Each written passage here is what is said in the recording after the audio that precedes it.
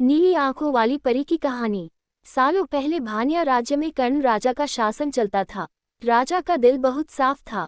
वो हर त्योहार के दिन लोगों को दान देते थे। इस साल भी एक त्योहार के अवसर पर राजमहल में दान लेने वालों की भीड़ लग गई। राजा ने सबको भर भर कर दान दिया। अंत में कमर को झुकाते हुए एक महिला राजा के पास दान लेने के लिए पहुंची। लेकिन तब तक राजा के पास दान देने के लिए कुछ भी नहीं बचा। राजा ने तुरंत अपने गले से हीरे का हार निकालकर उस महिला को दे दिया। वो महिला राजा के सिर पर हाथ फेरते हुए आशीर्वाद देकर चली गई। अगले दिन राजा अपने बगीचे में बैठकर सोच रहे थे कि मेरे जीवन में एक पुत्र की कमी है। भगवान ने मुझे सब कुछ दिया लेकिन पुत्र सुख पता नहीं क्यों नहीं दिया। तभी राजा के गोद में आकर एक आम गिरा। राजा इधर उधर देखने लगे। उनके मन में हुआ कि आखिर यह आम मेरी गोद में आया कैसे। तभी कुछ देर बाद उन्हें बहुत सारी परियां दिखीं। उन सभी परियों में से एक नीली आंखों वाली परी राजा के सामने आई और बोलने लगी कि इस आम को अपनी पत्नी को देना।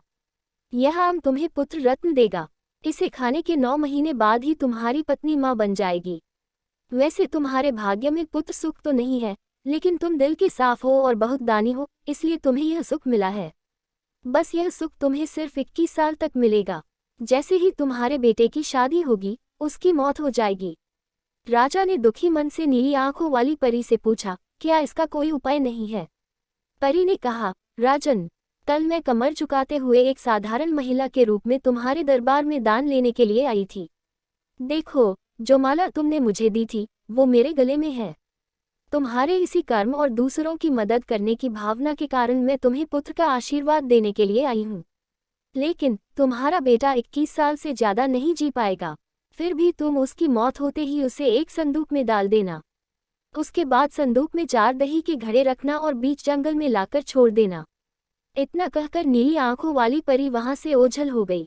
राजा ने महल जाकर सारी बात अपनी पत्नी मैत्री को बता दी और उसे आम खाने के लिए दिया। राजा की पत्नी ने आम खाने के ठीक 9 महीने के बाद एक पुत्र को जन्म दिया। बेटा होने की खुशी में राजा ने बहुत बड़ा जश्न रखा। जश्न के बाद बेटे का नाम देव रखा गया। होते होते राजकुमार देव की उम्र 21 साल की हो गई। उसके विवाह के लिए प्रस्ताव आने लगे। राजा ने एक बुद्धिमान लड़की वत्सला से अपने बेटे की शादी करा दी। शादी के कुछ ही दिनों के बाद नीली आंखों वाली परी की बात सच हो गई और राजा का बेटा देव मर गया। राजा और रानी नीली आंखों वाली परी की बात भूल गए थे। जब देव के अंतिम संस्कार के लिए राजा लोगों के साथ शमशान की ओर बढ़ने लगे, तो राजा को परी की बात याद आ गई। तुरंत राजा ने सबको एक बड़ा सा संदूक और 4 दही के घड़े लाने के लिए कहा। संदूक आते ही राजा ने भारी मन से अपने बेटे को उसमें डाला और दही के 4 घड़े भी रख दिए। उसके बाद राजा ने अपने सैनिकों की मदद से उस घड़े को घने जंगल के बीच में रख दिया। वहां से लौटने के बाद राजा का मन किसी काम में नहीं लगा। कुछ समय बाद देव की पत्नी अपने मायके चली गई। समय बीता और देव की मृत्यु को 1 साल हो गया। देव की पत्नी वत्सला के घर एक बूढ़ा आदमी खाना मांगने के लिए पहुंचा। उसने बड़े प्यार से उसे खाना खिलाया। खाना खाने के बाद उस भिखारी ने अपना हाथ धोने के लिए दूसरे हाथ की मुट्ठी खोली। तभी वत्सला ने उस मुट्ठी में अपने पति देव की सोने की चेन देखी। वत्सला ने तुरंत भिखारी से पूछा, आपको यह चेन कहाँ से मिली? यह मेरे पति की है, जिन्हें संदूक में बंद करके जंगल के बीच में रखा गया था। भिखारी ने डरते हुए कहा, हाँ, मैंने यह चेन उसी संदूक से निकाली है। वत्सला ने कहा, आप डरिए मत, मैं सिर्फ उस जंगल तक जाना चाहती हूँ जहाँ मेरे पति का संदूक रखा है। भिखारी ने कहा, वो भयानक जंगल है, मैं आपको वहां तक नहीं लेकर जा पाऊंगा। हाँ, आप चाहो तो मैं आपको उस संदूक से थोड़ी दूर ले जाकर छोड़ सकता हूँ। वत्सला तेजी से भिखारी के साथ जंगल तक पहुंची। घने जंगल से पहले ही भिखारी वहां से चला गया। फिर वत्सला अकेले अपने पति के संदूक को ढूंढने के लिए निकल पड़ी। वहां जाकर उसने अजीब सी चीजें देखीं। उस संदूक के पास बहुत सारी परियां थीं।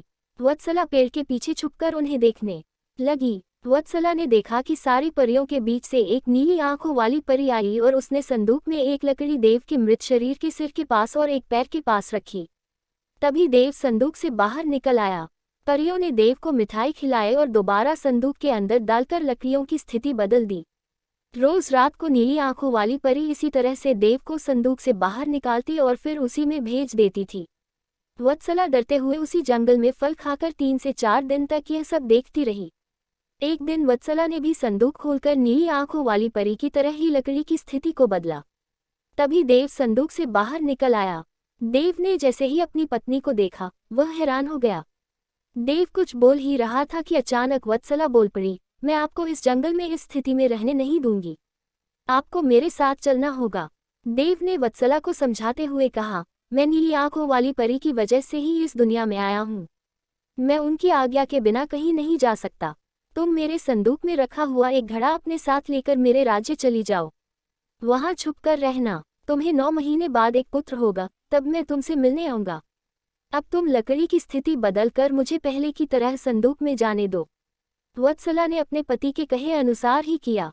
सबसे पहले संदूक में पति को भेजा, फिर वह दही का एक घड़ा लेकर रूप बदलने के बाद राजमहल पहुंची और रानी को चिट्ठी भेजकर रहने के लिए जगह मांगी। रानी ने दया करके उसे राजमहल के पास ही एक कमरा रहने के लिए दिया। जब रानी को पता चला कि वह गर्भवती है, तो रानी उसका ख्याल भी रखने लगी। जब वत्सला ने बच्चे को जन्म दे दिया, तो देव उससे मिलने के लिए आया। उस समय रानी पास से ही गुजर रही थी। उन्होंने तुरंत अपने बेटे को पहचान लिया। रानी सीधे देव के पास पहुंची और पूछने लगी, यह तुम्हारी पत्नी है? यह तुम्हारा पुत्र है? तुम जीवित हो? अब मैं तुम्हें कहीं नहीं जाने दूंगी। देव ने कहा, माँ, मैं आपके साथ नहीं आ सकता हूँ। इसका एक ही उपाय है। आपको अपने पोते के लिए एक उत्सव रखना होगा। आप उसमें सारी परियों को बुलाए। जब परियां आ जाएं, तो नीली आंखों वाली परी का बाजूबंद किसी तरह निकाल कर जला देना। उसके बाद नीली आंखों वाली परी से मेरे जीवन का वरदान मांग लेना। इतना कहकर राजकुमार देव वहां से चला गया। उसकी मां ने दुखी मन से उसे विदा किया। कुछ ही दिनों में रानी माइत्री ने अपने बेटे देव के कहे अनुसार जश्न रखा और सारी परियों को भी बुलाया। सभी जश्न में डूबे हुए थे। तभी रानी माइत्री का पोता रोने लगा। रोते बच्चे को देखकर नीली आंखों वाली परी ने उसे अपनी गोद में उठा लिया। तभी रानी माइत्री ने परी से कहा, देखिए न, इसे आपका बाजूबंद पसंद आ गया है। तभी तो आपके पास आते ही इसने रोना बंद कर दिया। क्या आप कुछ देर के लिए अपना बाजूबंद इसे खेलने के लिए दे देंगी? परी ने तुरंत अपना बाजूबंद उस बच्चे को दे दिया। रानी माइत्री को इसी मौके का इंतजार था। उसने सबकी नजरें बचाते हुए उस बाजूबंद को आग में डाल दिया। नीली आंखों वाली परी ने अपने जलते बाजूबंद को देखकर रानी माइत्री ने पूछा, आपने यह क्या किया? अब हम आपके बेटे देव को अपने पास उस जंगल में नहीं रख पाएंगे। यह सुनते ही रानी माइत्री ने रोते हुए परी से प्रार्थना की। उन्होंने कहा, आपकी कृपा से मुझे बेटा हुआ था। अब आपको ही कृपा करके मेरा बेटा लौटाना होगा। मैं आपसे अपने बेटे देव की भीख मांगती हूँ। नीली आंखों वाली परी को माँ का प्यार देखकर दया आ गई और उन्हें आशीर्वाद दे दिया। परी के आशीर्वाद से राजकुमार देव संदूक से निकलकर घर लौट आया। राजकुमार अपने परिवार के साथ खुशी खुशी रहने लगा। कहानी से सीख, विनम्रता से सबका दिल जीता जा सकता है और सब्र व सही रणनीति से इंसान मुश्किल काम को भी पूरा कर लेता है।